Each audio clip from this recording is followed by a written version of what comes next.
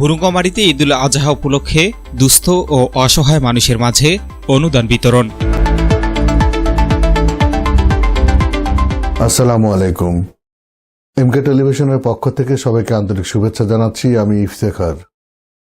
শুরুতেই শুনলেন সংবাদ শিরোনাম, এখন বিস্তারিত।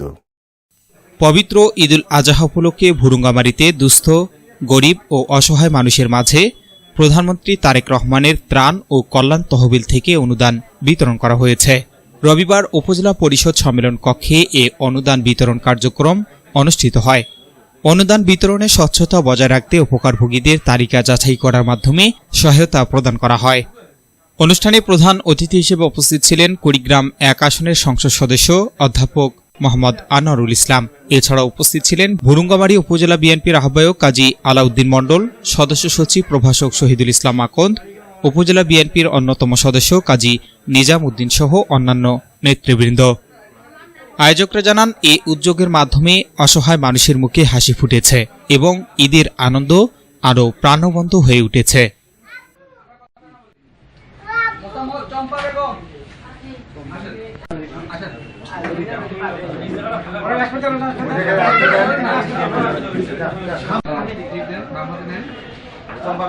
স্বামীর নাম কি?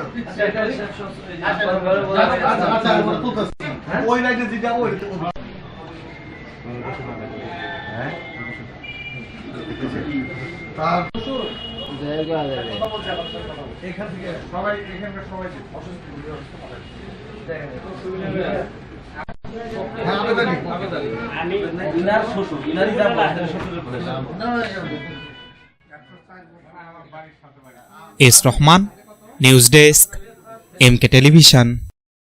শেষ করছি এমকে টেলিভিশনের সংবাদ। এতক্ষণ আপনারা আমাদের সাথে থাকার জন্য অসংখ্য ধন্যবাদ।